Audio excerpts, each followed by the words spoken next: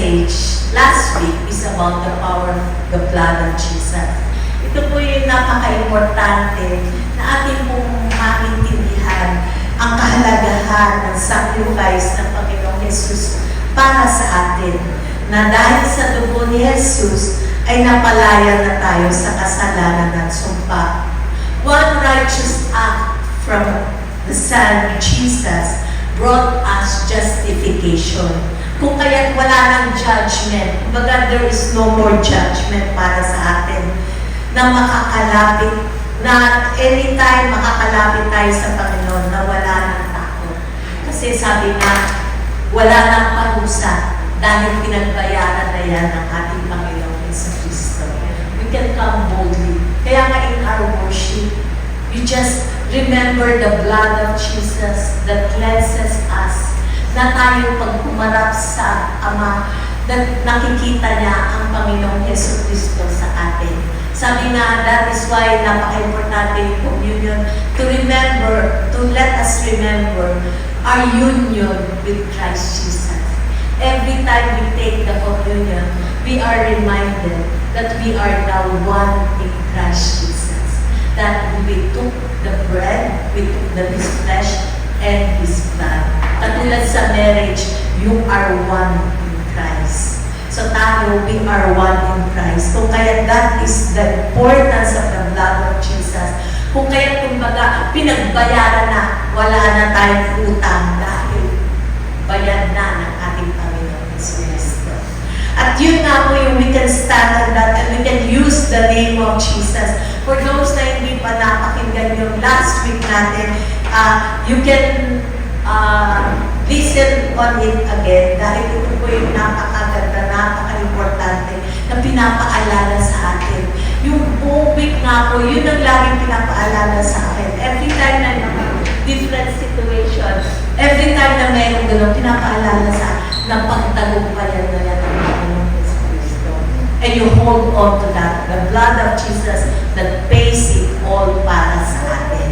Amen?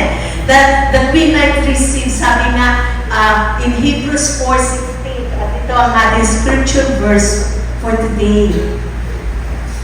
That let us then approach God's throne of grace with confidence so that we may receive mercy and find grace to help us in our time of need. Dahil kay Yesu Cristo ay makakalapit tayo sa Panginoon na walang takot. That we may receive mercy and find grace to help us in our time of need. So what is mercy? So mercy, hindi po si mercy. Mercy, what is mercy? Sa Greek po, eleos, which is derived from the word for olive oil. Olive was used to treat wounds. It was soothing, comforting, and healing. It speaks then to a merciful God who is all those things. So, ibig sabihin sa Panginoon, tayo, we find mercy sa Panginoon. Amen? He is the one that gives us that comfort, that gives us that mercy. At in Hebrew, in Hesed, yung mercy means steadfast love, mercy, kindness, and goodness. Ang root word po nito, yung mercy comes from the word merced or merces, which means price paid. Umpisa pa lang pala talaga, price paid. So, kumbaga, tayo, dahil sa mercy ng Panginoon, because of His mercy, we found forgiveness, benevolence, and kindness. And that is our God. Our God is a merciful God. Amen. At ito nga po yung sinasabi in Psalm 103, 8-11. The Lord is merciful and gracious, slow to anger and abounding in mercy. He will not always strive with us, nor will He keep His anger forever. He has not dealt with us according to our sins, nor punished us according to our iniquities. For as the heavens are high above the earth, so great is His mercy towards those who fear Him. Ang ganda dito, ang sinasabi dito ng Panginoon, ang mercy niya as high as the heaven. Panginoon. Ganon ang mercy ng Panginoon sa atin. No matter what ang nakaraan natin, His mercy will always be with us. His steadfast love, yung pagmamahal niya hindi naaalis. Bilang isang parang magulang, hindi nawawala ang mercy ng Panginoon sa atin. Amen? Kaya nga sinabi kanina, di ba ang sabi, you receive mercy and find grace to help us in our time of need. So, alam mo ba ang difference? Kasi kung minsan na pagbabaliktad natin ito yung mercy and grace, meron dito sinasabi dito, you will receive mercy, then comes grace. Amen? Bakit nga ba? Mercy has to do with kindness and compassion. It is often spoken of in the context of God's not punishing us as our sins deserve. So, ibig sabihin nito, na yung mercy ng Panginoon, hindi natin nakukuha yung mga deserve natin. Dahil tayo ay mga makasalanan. Di ba? May mga times na mga faults pa rin tayo. And yet, the mercy of God ay nandoon sa atin. Amen? Hindi niya kinakount yung ating mga pagkukulang. Kung hindi, His mercy is always there. At ang favor naman, at pinakita niya yung mercy niya. God showed His mercy while we are yet sinners. God gave His Son for us. Yun yung kumbaga pinakita niya, yung pinaka-mercy ng Panginoon sa atin. Pinakita niya yung kanyang pagmamahal sa atin, yung steadfast love niya sa atin, nung binigay niya ang kanyang bugtong na anak para sa atin. It shows His mercy, yung pagmamahal niya sa atin. Sabi nga, that is why we can celebrate Christmas. Kaya meron tayong Christmas, kaya siya-celebrate natin. Huwag natin isipin na Christmas ay puro gastos. At actually, we should get yung tunay na kahulugan ng Christmas. Kaya tayo nakakapag-celebrate. Kaya tayo may hope dahil because of the mercy of God. Dahil sa ating Panginoon Yesu Cristo. Amen? Natanggap natin ang blessing. Ito, now, grace is always the extending of a blessing to the unworthy. Ang ibig sabihin naman ito, natatanggap natin ang blessing, ang pagmamahal ng Panginoon sa atin, kahit hindi tayo deserving. Kanina hindi binibigay yung mga deserve natin parusa. Ngayon naman, ang grace, natatanggap natin yung pagpapala ng Panginoon dahil sa kanyang grace. Amen. Amen. So that is why sinasabi dito, come boldly. Sabi nga, you receive mercy, comes grace. Amen. Grace and truth. At saan ba nanggagaling ang grace? Grace and truth comes through Jesus. The more we understand kung ano ang ginawa ng Panginoon Yesu Cristo sa atin, the more the grace of God ay matatanggap natin sa buhay natin. Amen? Sabi nga, we may receive mercy and find grace to help us in our time of need. So, ano yung sabihin nito? We obtain help from God. Kasi sa buhay natin, we always need yung help ng Panginoon. Sabi nga, at ito ay sa pamagitan ng empowerment of the Spirit na binibigay sa atin ng Panginoon. Sabi nga po sa Psalm 121:1-2, I will lift up my eyes to the hills, from whence comes my help. My help comes from the Lord who made heaven and earth. Kaya kung minsan meron pa mga sitwasyon, tumingin ka sa may langit, and Lord, my help comes from you. Kasi kung minsan, pag tumingin ka sa tao, mafe-fail ka lang. Kumbaga mag-discourage ka lang. Pero pag tumingin ka sa Panginoon, my help comes from the Lord, who is the maker of heaven and earth. All silver and gold comes from God. Amen? So our help comes from the Lord, the maker of heaven and earth. Ano po bang ibig sabihin ng help? To give assistance or support to someone, to provide with something that is useful or necessary in achieving an end. Ibig sabihin, ito yung tutulong sa'yo para makuha mo ang nais ng Panginoon sa buhay natin.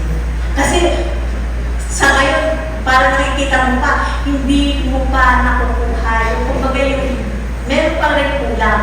But when you receive more the grace of God, sabi nga, it will help you, assist you, sabi nga. So, there are three principal ways or channels that come to a believer. First is the mercy of God. Man obtained help from God through because of His attributes, which is our God is a loving God. He is a merciful God. And sabi nga, katulad nung remember si Bartimaeus in Jericho, yung blind man, nung nandun si Jesus, nandun siya sa may Jericho, ay meron isang blind man na from birth. At ano pong sinasabi niya dito? In Mark 10:47, 48, 47, nakikita natin dito na itong yung blind man, ang hirap kasi ng pangalan niya, no? Bartimaeus. Yan. So, tapos sumisigaw siya. At ito ang sinasabi niya. In Mark 10:47, sabi niya, and when he heard that it was Jesus of Nazareth, he began to cry out and say, anong ibig sabihin mo? Narinig na niya kung ano si Jesus. May idea na siya kung sino si Jesus.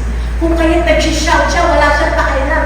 Kahit sino pa, pinipigilan siyang magsisigaw doon, pero wala siyang pake. Ang gusto lang niya, mapansin siya ni Jesus. At ito ang sinisigaw niya. Sabi nga dito, Jesus, Son of David, have mercy on me. Hindi niya sinasabi, Jesus, heal me. Hindi. Anong sinasabi niya?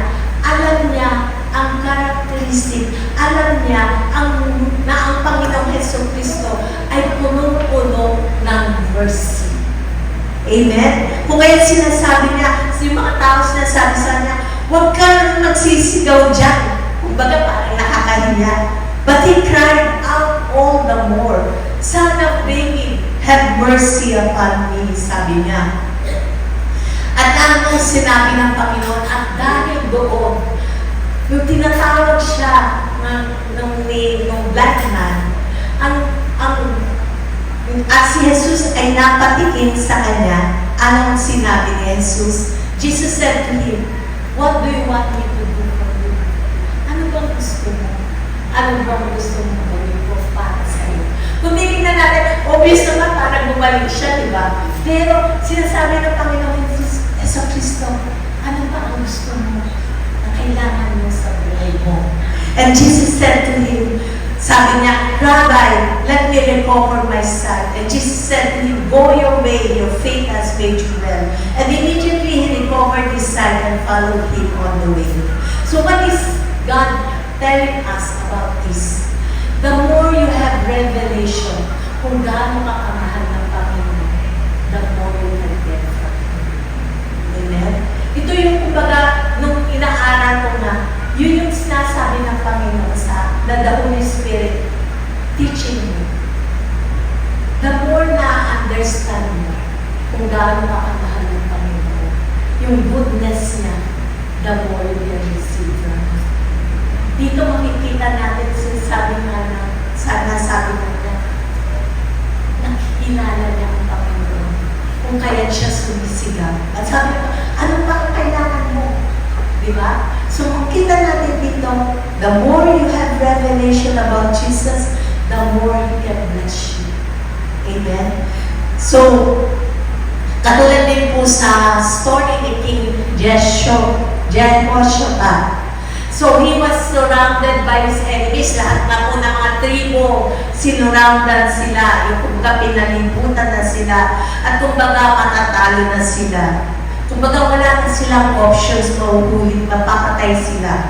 Pero anong ginawa ng Panginoon? Sabi niya, the battle is not yours but of God. At anong kanilang ginawa? They worship the Lord. At makikita po natin yan sa 2 Chronicles 20-22. Early in the morning, they left for the desert of Tekoa. As they set out, Jehoshaphat stood and said, "Listen to me, Judah and people of Jerusalem. Have faith in the Lord your God, and you'll be upheld. Have faith in His prophets, and you will be successful." After consulting the people, Jehoshaphat appointed men to sing the Lord and praise to Him for the splendor of His holiness as they went out ahead of the army, saying, "Give thanks to the Lord, for His love endures forever." Again, anong sinasabi dito? Anong kinakanta nila? Give thanks to the Lord, for His love endures forever. Ang ibig sabihin nito, steadfast love, His mercy. Kumbaga, nire-remind nila, Panginoon, you are a merciful God. Amen. Na mahal mo kami. At hindi mo kami papabayaan. As they began to sing and praise the Lord set ambushes against the men of Ammon and Moab and Mount Seir who were invading Judah, and they were defeated. So nakita po natin dito, yung kumbaga sila mismo ang nag-away-away, yung mga kalaban nila ang nag-away-away, at sila ay nagpatayan. At after nun, ano nangyari? Pumunta sila doon at nakita nila yung mga plunder, nagtanong sila yung mga ninakaw nila, at doon nagkalat. At alam niyo ba how many days nila ikikinuha yung mga articles na yun? 3 days to collect. Yung sabi, may blessing. Amen? Pagkatapos ng maraming problemang dumaan sa kanila, ano nangyari? Nag-worship lang sila sa Panginoon. At ano nangyari? Meron silang blessing. Yung plunder na yun, ibig sabihin, napakarami. Amen? Kung kaya the blessing ng Panginoon sa atin, napakarami. Amen? Just worship the Lord and remind yourself of the mercy and the steadfast love of the Lord para sa atin. At sabi nga, there's that old song na noong charismatic time, gusto ko itong inaawit yung steadfast love of the Lord never ceases, His mercies never come to an end. They are new every morning, new every morning. Great is Thy faithfulness, O Lord. Great is Thy faithfulness. Thank you sa pagtulong. Praise God. So, napakadaling tandaan. Anong sinasabi dito? Every morning, merong mercy ang Panginoon sa bawat isa sa atin. Hindi nauubos ang mercy ng Panginoon sa atin. Ang tao, pag nabigyan ka ng pabor, tama na yun. Pero sa Panginoon, every morning, there is that mercy para sa atin. Amen? Praise God. At ang sabi dito, mercy is not for sinners or granting pardon. It's just one part of mercy. So in Romans 9:15, for God said to Moses, I will show mercy to anyone I choose, and I will show compassion to anyone I choose. So the more you remind yourself of the love of God, God is no respecter of person. Regardless kahit ano ka pa, wala ka na mag-aralan, o mahirap ka, or limited ang resources mo, sa Panginoon, God can bless you kahit nasaan ka. Amen?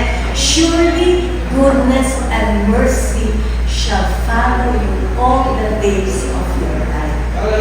Amen? Praise God. So, sabi nga po dito, and as you accept the mercy of God, na-attract doon ang favor ng Panginoon. What is favor? Grace ng Panginoon. And as you have that favor of God, there is that set time. In Psalm 102, verse 13, you will arise and have mercy on Zion for the time to favor her. Yes, the set time. Amen? Ang kitin mo natin to.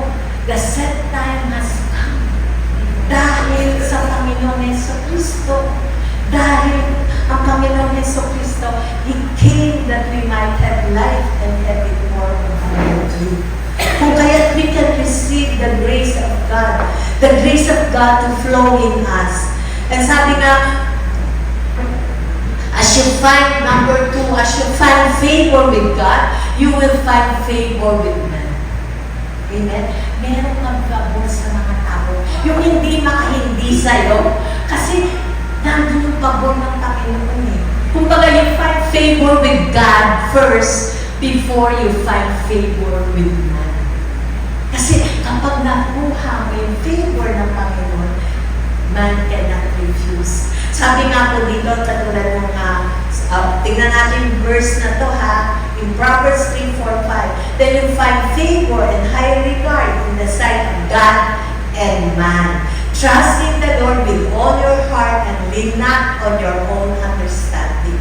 So, ibig sabihin, kung minsan meron pinapagawa sa iyo ang Panginoon, minsan nag-iisip ka, paano kaya mangyayari yung walang imposible sa Panginoon? Amen. He will put you in the right place and the right time. Para nga, di ba? So, katulad po ng story ni Mephibosheth.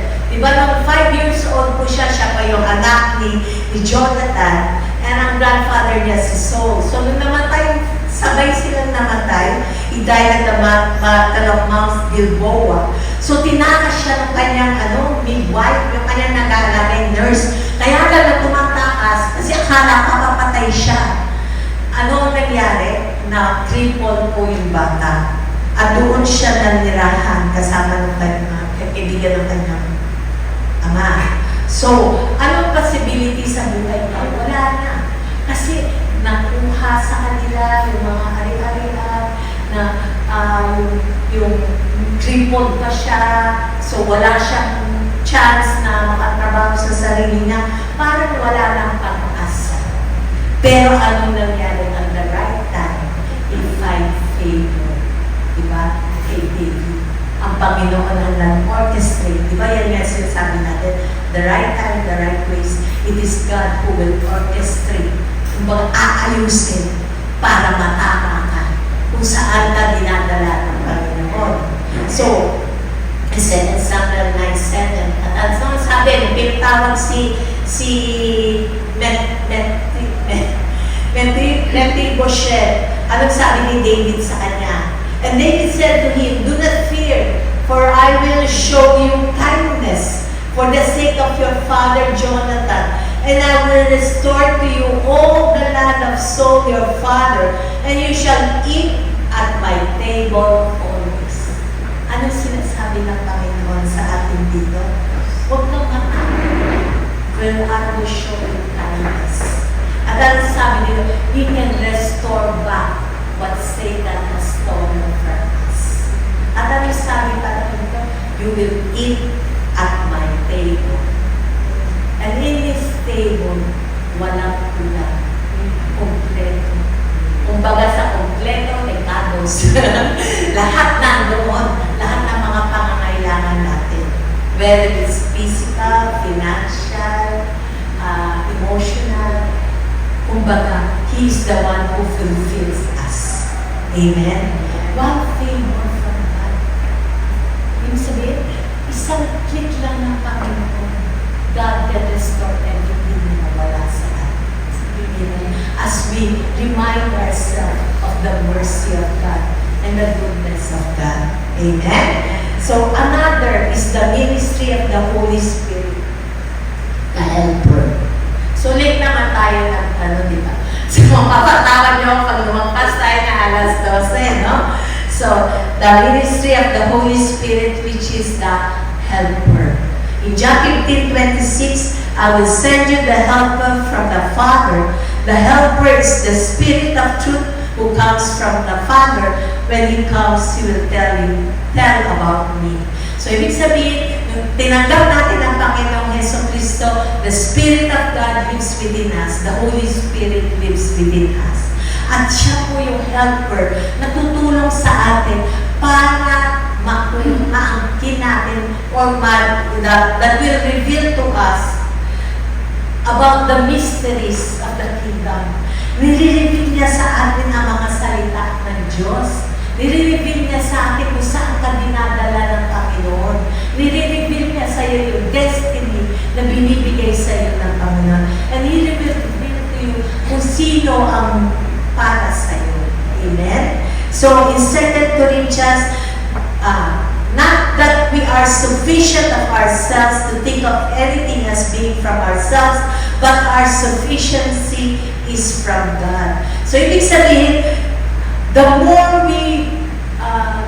we yield to the leading of the Holy Spirit, diba? There is that verse, the Son of, for those Son are led by the Spirit. So the more we learn to listen to the leading of the Holy Spirit, we became, sabi nga dito, we became sufficient. Ibig sabihin ng sufficiency, our sufficiency is from God. Tinutulungan ka kung ano ang dapat mong gawin. Amen? So, in Ephesians 6:10, in conclusion, be strong in the Lord. Be empowered through your union with Him. Draw your strength from Him. That strength which His boundless might provides. So, ibig sabihin po nito, be strong, sabi niya, be strong in the Lord. Amen? Take time in worshiping the Lord. Take time in your personal relationship with the Lord. And He will give you strength and He will empower you. Ang sinasabi ng empower, di ba? Remember yung time na kay Jesus, nung paalis na siya, sabi niya sa mga disciples, manatili kayo dito sa Jerusalem and wait for the gift, the power that God will give unto you. At yun po yung banal na spirito na nanahan sa atin, that will lead us sa lahat ng ating pong direksyon sa lahat ng buhay natin. Amen? The Spirit helps our infirmity. So sabi nga po dito in 8:26, likewise, the Spirit also helps in our weaknesses. For we do not know what we should pray for as we ought, but the Spirit Himself makes intercession for us with groanings which cannot be uttered. So ibig sabihin, in our prayer, the Holy Spirit helps us in our prayer. Amen? Para you can pray for the country, pray for yung mga family, pray for yung kumisan yung mga taong hindi mo kilala. One time in our intercession, may pinapakitang mukha ang Panginoon sa atin. First sa bus, then after na Zoom. Yung kasi pinapakita na yung mukha. I don't know kung anong ibig sabihin nun, but we just pray in spirit, and I know that the Lord is the one leading to pray for that person. And another thing, yes, when meron tayong report, praise God, di ba you remember si Nancy po, ating usual na cater dati, nagpapapray po siya sa akin dahil po sa kanyang sakit na nasa hospital siya. Sa CT scan po, ay meron talagang nakabara na doon sa papunta sa liver niya. So sabi ng doctor, there's a chance, kahit operahan siya, there's a chance na meron din daw talagang namamatay kapag doon sa operation mo. Pero sabi, tapos doon sa disina, ay in-encourage ko siya, and I prayed for her, and I asked the intercessor to pray also for Nancy. Alam mo, madaling araw, yung time na nandun nga siya pinipray ko siya. Yung nandun na madaling araw, nag-message siya sa akin, Koying, totoo pala ang prayer. Dahil, nung tinitignan na nila, walang baka. Amen? Praise God! Dahil may miracle talaga. Amen? So we know that prayer is very important. Talagang napaka-importante nito. Tapos, yun nga sabi niya, may miracle ang prayer. Akala ko for Nancy, hindi naman po siya ganun-kalang. Pero for her, tapos na matanggap talaga na ang nanggaling sa Panginoon ang kanyang kagamitan. Amen? So, praise God. Thank you, Lord. So, prayer na sabi na napaka-importante ko. Amen? So, anong ginagawa ng the Holy Spirit? First is, He is helping us in our weaknesses. Every time din na sometimes meron tayong kahinaan, pinapalakas na tayo. Amen? Encourage us. But sometimes meron ka mga sitwasyon sa buhay natin. When we pray, ask the Holy Spirit to wake up, you pray and then you know that the Holy Spirit encourages us. Yung binibigyan ka muli niya ng saya, binibigyan ka niya muli ng hope. Kasi sa mundo, yun ang problema, walang hope. Amen. Pero tayo, because we have Jesus, na Christmas, meron tayong hope. At yan po ang ating topic next week. Amen. So, hindi ko na upunahan at yun po ang ating topic. We have hope because of Jesus. Amen. So, ang assignment po ng Holy Spirit is to bring every situation in our life na kumbaga yung mga problema sa life natin, na hindi umaayon sa will ng Panginoon. At yun po yung kumbaga ginaguidan ka na Holy Spirit para your life will be according to God's will. Amen? Ang sakit po ba will ng Panginoon? Hindi. Kung kaya, it is the Spirit of God helping us para makayaman mo kung ano yung nagkukos ng sakit na at madala ka doon sa will ng Panginoon. Amen? So, that is the helper na tumutulong sa atin, the Holy Spirit. Since the day, sabi nga in Colossians 1:9, for this reason, we also, since the day we heard it, do not cease to pray for you, to ask that you may be filled with the knowledge of His will in all wisdom and spiritual understanding. So the more we study the Word of God, the Holy Spirit helps us and reveal to us things na hindi natin naiintindihan. Kung minsan meron kang binabasa sa Biblia na parang storybook lang, pero as you ask the Holy Spirit, may tinuturo siya. Kahit paulit-ulit mo, kung minsan iba-iba ang sinasabi sa iyong anggulo. Kung pagka sa di ba, kapag sa mga story writing, maraming anggulo yan.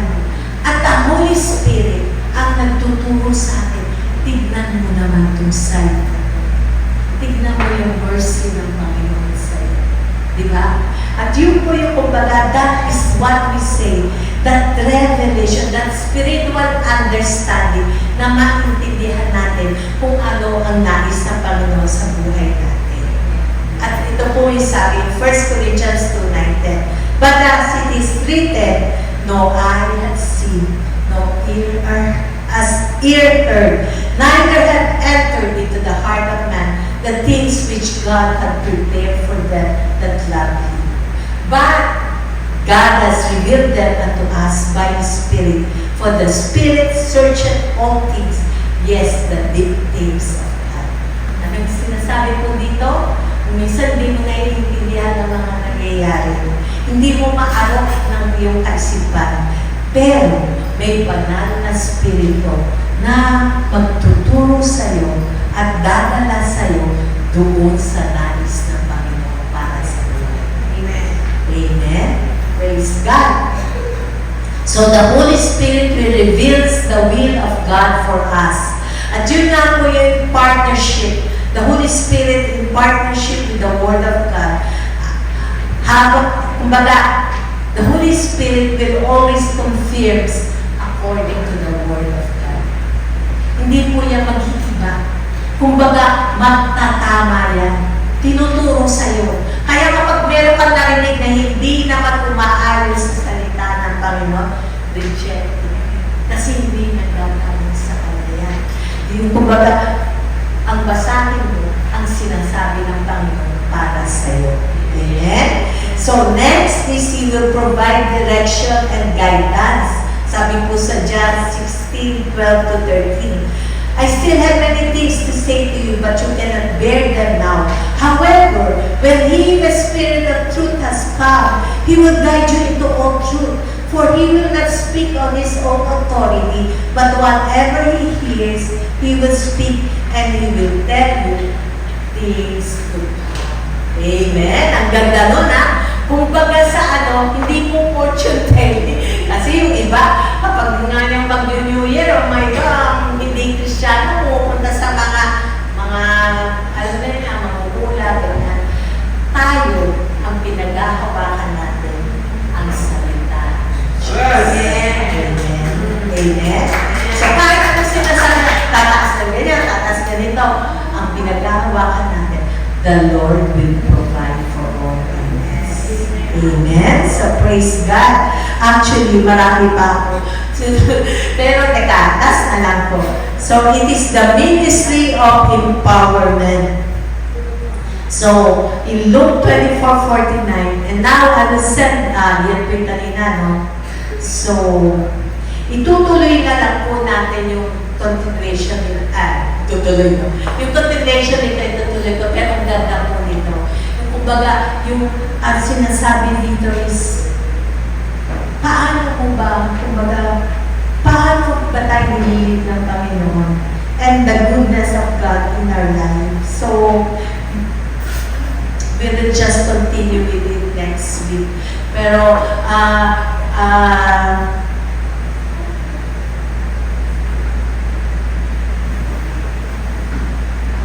okay, so yun nga po. And the more we understand His mercy upon our lives, the more we will be able to know the will of God's buhay natin. Amen? So mercy and grace. Sabi, diba, kanina, remember the verse na sinabi, come boldly unto the throne of grace that you might find mercy and grace, and might receive grace. Amen. The grace of God. The grace of God is sufficient to all our needs. Kumbaga, walang kulang sa ating Panginoon. He is the creator of heaven and earth. And all silver and gold is His. All the land and the animals, lahat ay sa Kanya nang galing. At ito ay available. All the resources, sabi nga yung the rivers, di ba puno-puno ng gold nga daw yun, lahat yun available para sa kanyang mga. Amen? So, praise God. So, tayo po ay dumako sa ating po the bread symbolizes the body of Christ and the wine symbolizes the blood of Jesus. And remember the blood of Jesus. And that as we take the communion, let us remember our union with Christ. As we take His flesh, as we take His blood, we are one in Him. And that is why when we are one in Him, all our sins are paid by God. All our faults ay pinagbayaran na ng Panginoon. And we are now free. We are now justified in Christ Jesus. And all the curse ay pinutol na ng Panginoon dahil tayo ngayon ay napagtagumpayan na yan ng ating Panginoon Jesus Cristo. Amen? So, for I received from the Lord that which I also delivered to you, that the Lord Jesus, on the same night in which He was betrayed, took bread, and when He given thanks, He broke it and said, take it, this is my body, which is broken for you. Do this in remembrance of me. Let us now take the bread.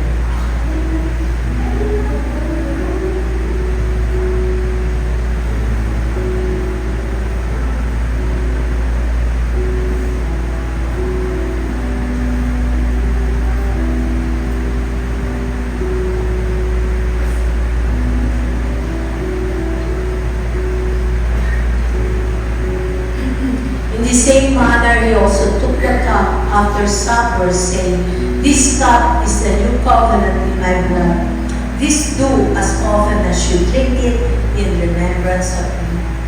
Let us now take and water.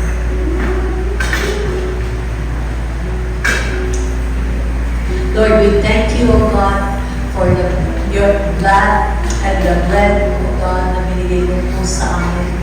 We thank you, Lord God, for the sacrifice of Jesus, O God, so that, Lord God, Lord, in you, we have now the fullness, O God, that Abraham's blessings are ours, O God, and now we are victorious because of you, O Lord Jesus. We thank you and we glorify you. In Jesus' name we pray. Amen. So ngayon naman po ay tayo po ay sa tithes and offerings. Let us lift up our tithes and offerings to the Lord. Lord, we lift up to you our tithes and offerings, Lord. Lord, all blessings comes from you. You are our source. You are our supplier. You are our provider, O God. Lord, we thank you, O God, for these tithes and offerings. Bless it, O Lord God. Multiply it, O Lord God. Lord, return it back 100-fold sa iyong mga anak. And we thank you, O Lord God, that you will bless the works of their hands, O God, that you will bless their business, bless their work, give them favor, O God. As they find favor with you, O God, they will find favor with men. We thank you, O Lord God, for your grace that abounds upon each one of us. And we thank you and we glorify you. In Jesus' name we pray. Amen and amen. Lord, we thank you, O God, for your words, O God. We thank you, O Lord God, that, Lord, ito, Panginoon, Lord, for your presence, O God. And Lord God, we declare, O God, Abraham's blessings are ours, O Lord. Inakit po namin ang blessing na binibigay mo sa amin. And we thank you, O Lord God. Let your face shine upon us, O Lord. Lord God, I pray, O Lord God, sa kanilang pag-uwi, I pray, O God, that you will cover them with your most precious blood, O Lord God, that you will bless their family, O God. Protect it, O Lord God. And we thank you, O Lord God, na Panginoon, that this week will be a fruitful week, full of your blessings and your provisions. Lord, you said in your word, O God, surely goodness and mercy shall hunt you down. And we thank you, O Lord God, inaangkin namin, Panginoon, ang blessing na ibibigay mo sa bawat isa. In Jesus' name we pray. Amen.